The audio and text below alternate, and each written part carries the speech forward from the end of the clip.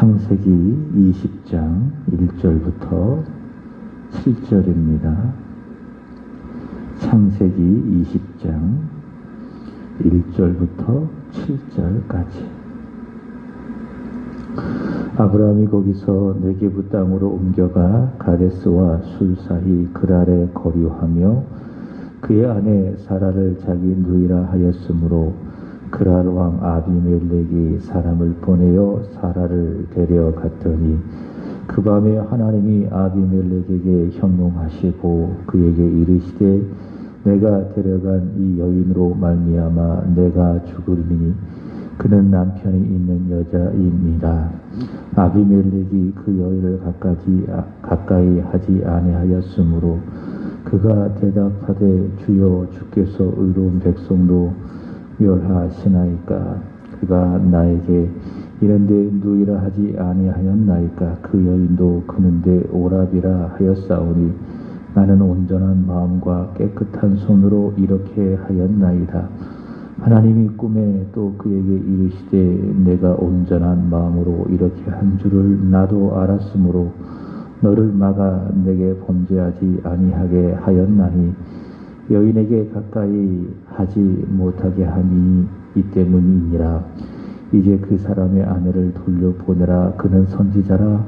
그가 너를 위하여 기도하리니 내가 살려니와 내가 돌려보내지 아니하면 너와 내게 속한 자가 다 반드시 죽을 줄 알지니라.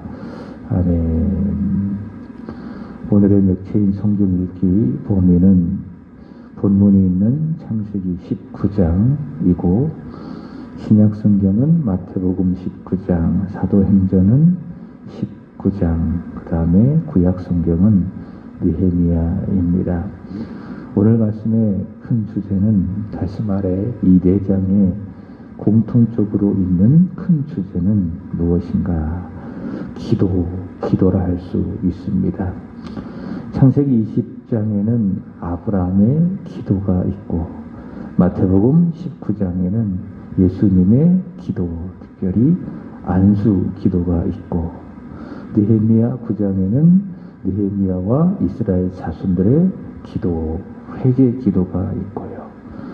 마지막 사도행전 19장에는 바울의 기도, 성령 받기를 위한 바울의 기도가 있습니다. 그래서 오늘 맥체인 성경의 큰 주제, 요절, 바로 기도라 할 수 있을 것입니다. 주일의 말씀을 드렸습니다. 우리 믿음의 기본기가 있다. 그것은 바로 말씀과 기도이다. 그렇게 말씀을 드렸습니다. 이 말씀과 기도는 우리 믿음의 기본기이고 동시에 본질이고 생명이라 할 수 있습니다. 그래서 예수님께서 마태복음 4장 4절에 말씀하시기를 사람은 떡으로만 사는 것이 아니라 하나님의 입에서 나오는 말씀으로 산다. 그렇게 말씀을 하셨고 또 기도에 관하여서는 마가복음 9장 29절에 의하면 기도 외에 다른 것으로 이런 종류가 나갈 수 없다. 기도 외에는 다른 방법이 없다. 그래서 이렇게 말씀할 수 있습니다. 기도는 중요한 것이 아니라 유일한 것이다. 기도 외에는 다른 것으로 대안이 세워질 수가 없다. 그래서 우리 그리스도인들에게 기본기, 말씀과 기도는 우리 믿음의 본질 그리고 생명이다. 말씀 없이 살아갈 수가 없고 기도하지 않고 살아갈 수가 없습니다. 그래서 우리는 말씀과 기도를 멀리하면 믿음의 기본기가 멀어지고 그러면 영적 생명의 위기 또 위태로워질 수가 있는 것이죠. 특별히 오늘 말씀에 확인되는 것은 기도가 더욱 그렇습니다. 말씀을 읽거나 듣는 것은 어떻게 보면 시간이 쉽게 갑니다. 말씀을 쭉 읽다가 보면 20분도 가고 30분도 가고 또 오래 읽다가 보면 1시간도 금방 가고 읽거나 듣는 것은 그렇게 시간이 갈 수가 있습니다. 그러나 기도는 그렇지가 않습니다. 나의 마음을 모아야 하고 자세를 잡아야 하고 또 집중해야 되고 소리를 내야 하고 또 여러 내용으로 구체적으로 하나님께 아뢰야 하고, 그러다가 보니 5분 기도하는 것, 또 10분 기도하는 것도 결코 쉽지가 않습니다. 어려울 때가 많이 있다라고 하는 것이죠. 그러나 그렇게 기도하기가 어렵다고 해서 기도하는 것을 쉬거나 또는 중단할 수가 있는가? 그렇지 않습니다.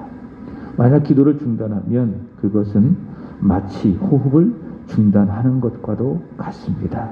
기도는 영혼의 호흡이니까 기도를 중단한다. 그럼 숨쉬기를 중단한다. 사는 것을 중단한다. 그런 의미이기 때문에 어려워도 힘들어도 우리는 기도하는 그 일을 멈추지 말아야 합니다. 기도해야 되고 또 기도의 자리를 지켜가야 하는 것이죠. 울더라도 뿌려야 합니다. 울더라도 힘들어도 기도의 씨앗을 우리는 뿌려야 합니다.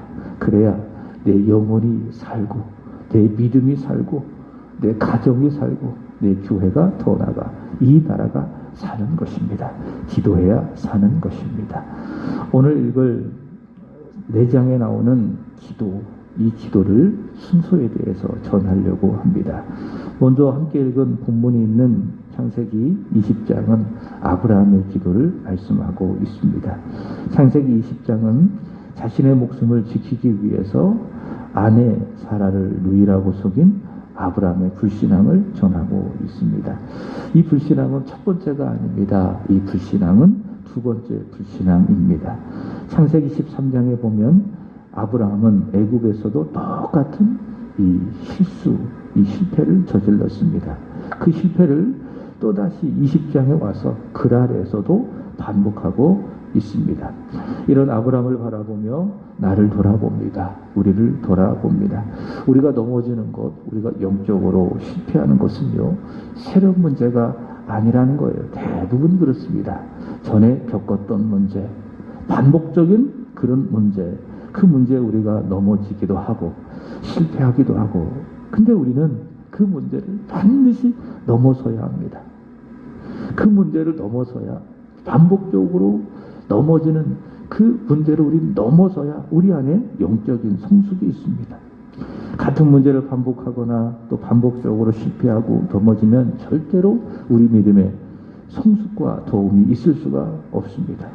오히려 그때마다 우리의 믿음이 연약해지고 영적으로 퇴보가 될 수 있습니다. 그러므로 반복되는 문제가 우리에게 다가올 때에 우리는 단호하게 넘어서고 이겨낼 수 있어야 합니다. 그러기 위해서 하나님의 말씀으로 무장해야 되고 또 간절히 하나님 앞에 기도해야 되는 것이고요.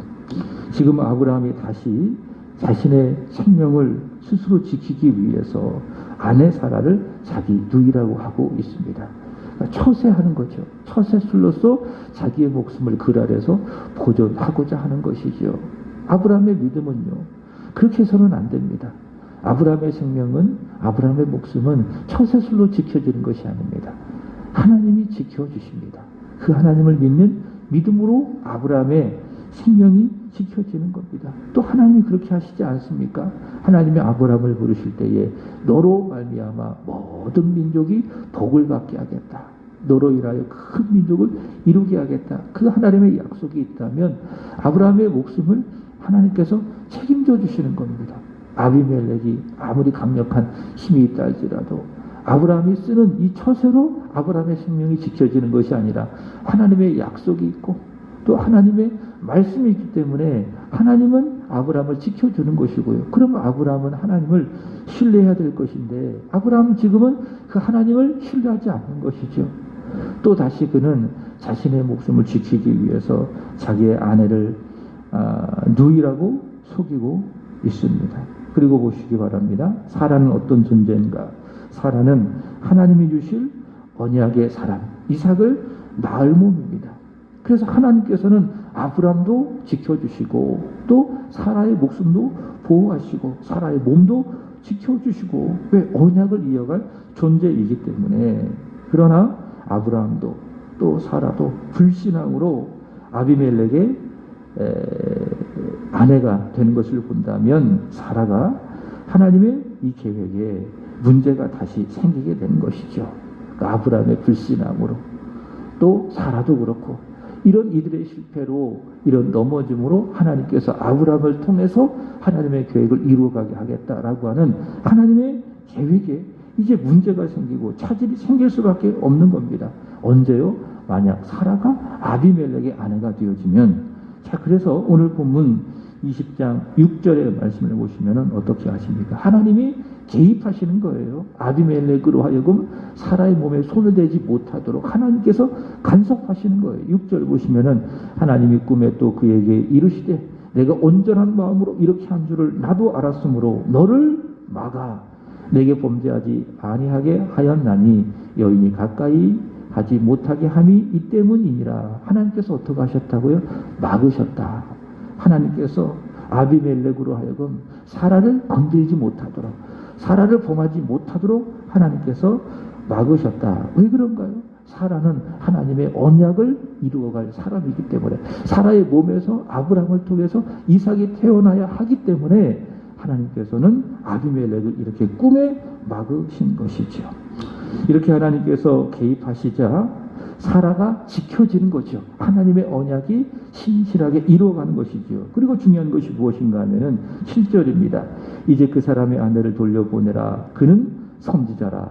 그가 너를 위하여 기도하리니 내가 살려니와 내가 돌려보내지 아니하면 너와 내게 속한 자가 다 반드시 죽을 줄 알지니라. 어떻게 했어요? 하나님께서 아브라함이 너를 위해서 기도할 것이니 그 아내 사라를 돌려보내라. 하나님께서 아브라함을 기도자로, 아비멜렉을 위한 기도자로 세워주시는 것을 볼 수 있습니다.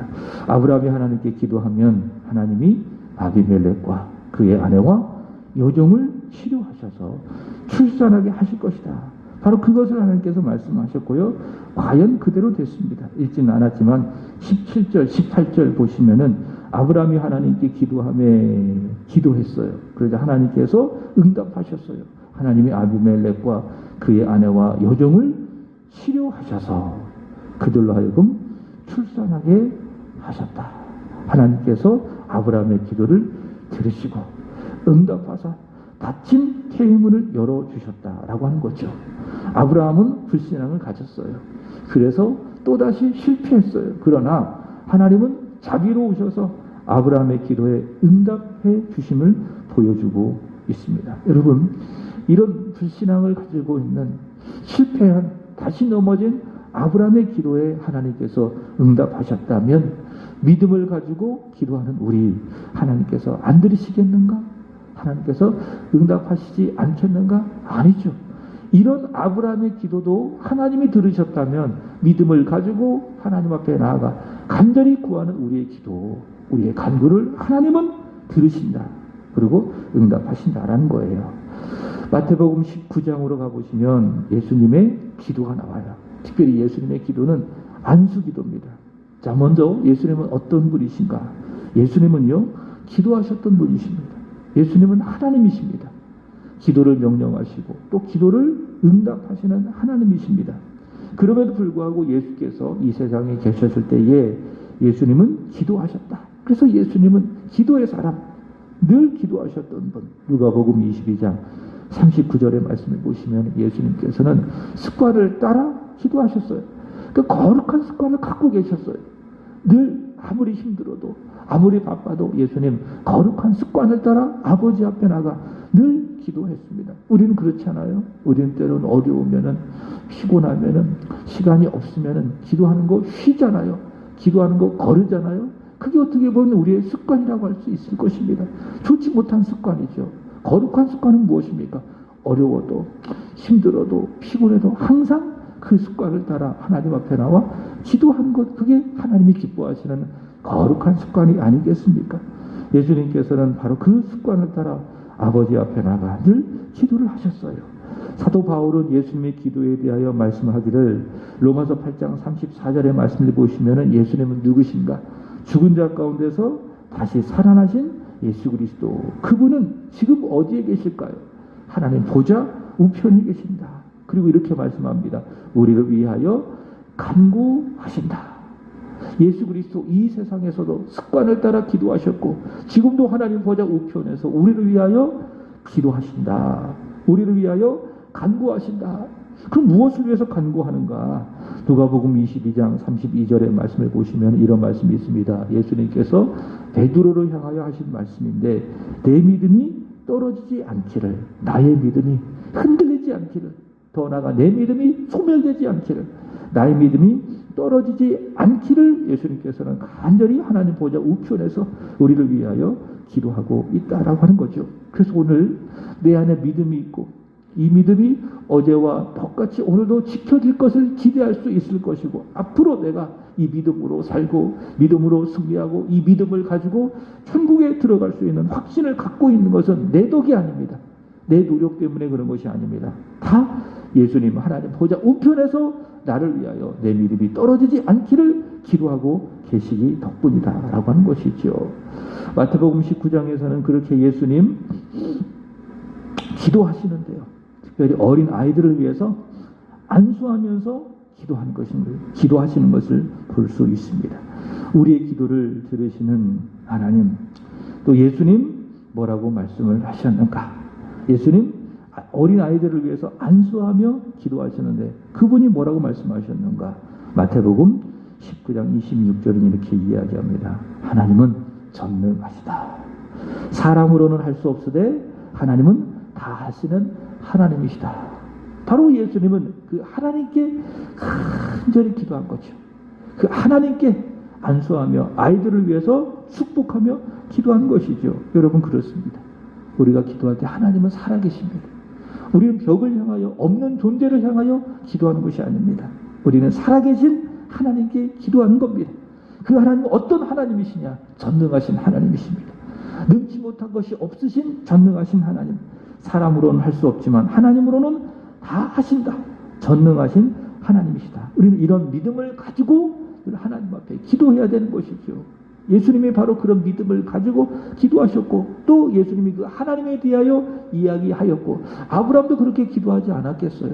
아브라함이 아비멜렉에 위하여 축복하며 기도할 때에 전능하신 하나님을 믿고 신뢰하면서 기도하니 그 가정에 닫힌 해의 문이 열고 하나님께서 그 가정에 생명을 주시는 것이 아니겠습니까? 느헤미야 9장의 말씀을 보시면은 하나님의 말씀을 들은 이스라엘 자손의 회개 기도가 나옵니다. 그들의 기도의 내용은 회개 기도였습니다. 요점은 무엇인가 하면은 하나님의 끊임없는 사랑, 그러나 반복되어진 이스라엘 자손들의 불신, 거기에 대한 이스라엘 자손의 회개 기도입니다. 하나님은 변함없이 반복적으로 이스라엘 자손들에게 은혜를 베풀어 주셨습니다. 하나님은 그들을 향하여 은혜를 베풀어 주시고 긍휼히 여겨 주시고 노하기를 더디하시고 인자가 풍부하여 절대로 그들을 버리지 아니하였습니다. 이게 하나님의 사랑이지요. 그러나 이스라엘 자손들은 어떻게 했는가?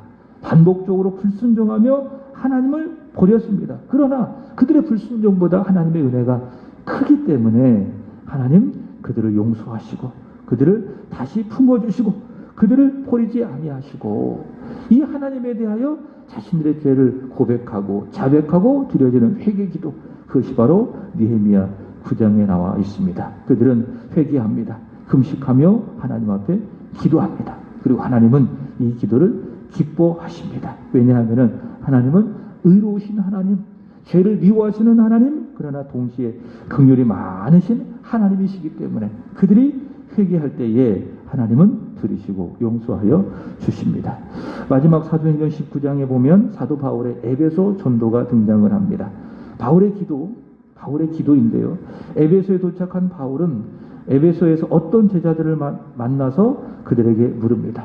너희가 믿을 때에 성령을 받았느냐? 그랬더니 뭐라고 이야기해요? 우리는 성령이 있음도 듣지 못하였노라. 그러자 사도 바울이 그들에게 안수 기도합니다. 마치 아브라함이 아비멜렉을 위하여 이렇게 기도했던 것처럼 사도 바울이 그들을 위하여 안수 기도하죠. 그랬더니 사도행전 19장 6절의 말씀을 보시면 그들에게 성령이 임하고, 성령이 임하니 입이 열리고 방언도 하고 예언도 하는 놀라운 일들이 벌어집니다.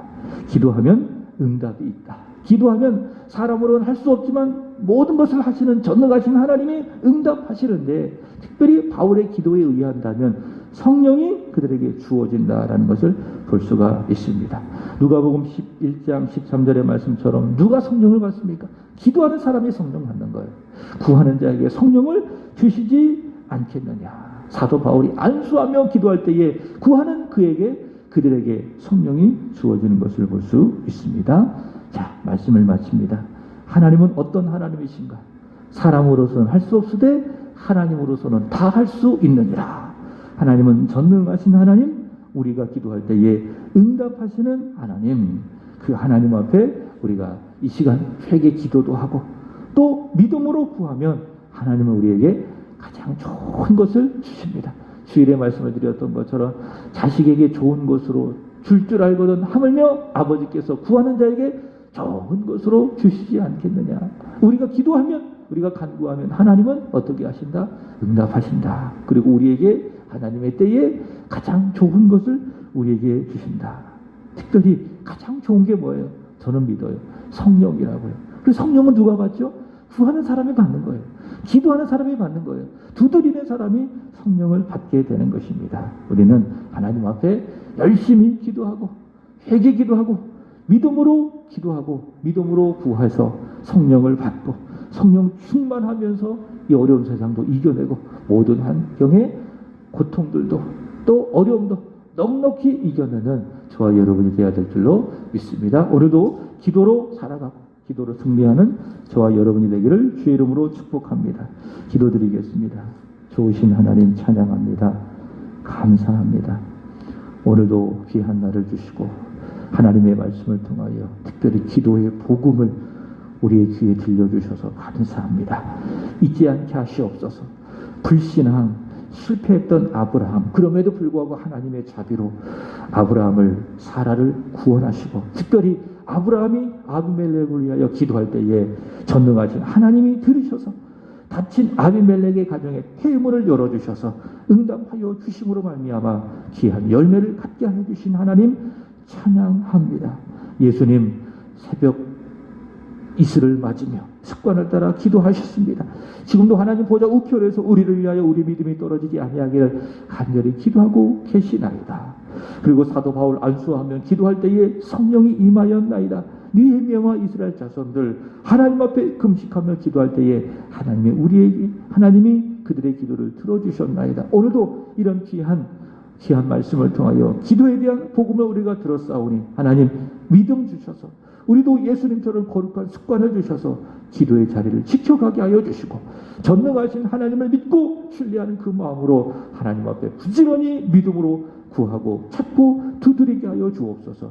그리하여 하나님의 허락하신 좋은 것을 받되 무엇보다도 성령을 받게 하여 주시옵소서. 사도 바울이 에베소 제자들을 위하여 안수하며 기도할 때에 기도한 그들에게 성령이 임함으로 말미암아 방언도 하고 예언도 했던 것처럼 구하고 찾으며 하나님 앞에 나아갈 때에 전능하신 하나님은 우리 안에 좋은 것을 주시되 무엇보다도 성령을 주시옵소서.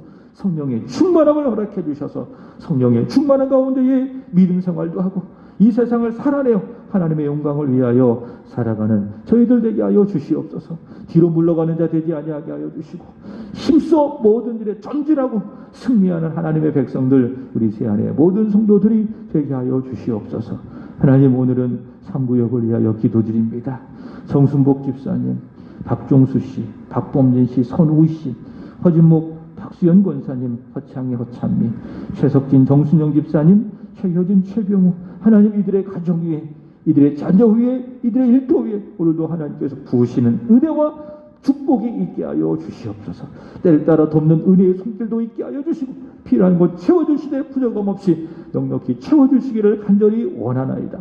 하나님 오늘도 주의 이름으로 드려지는 수예배도 하나님이 기쁘게 받아주시기를 간절히 원하며 아버지 힘들지만 모이기 힘쓰며 하나님을 예배하게 힘쓰게 하여 주시옵소서. 오늘도 예배에 하나님을 만나는 감격 있게 하시고 말씀에 은혜 받게 하시고 함께 기도할 때에 응답해 주시기를 원하며 함께 찬양할 때에 큰 기쁨이 있게 하여 주옵소서. 그리하여 남은 한 주간 동안도 받은 은혜를 전도하며 증거할 때에 전도의 열매도 있게 하여 주시옵소서. 모든 것 주께 의탁하며 주 예수 그리스도의 이름으로 감사하며 기도합나이다.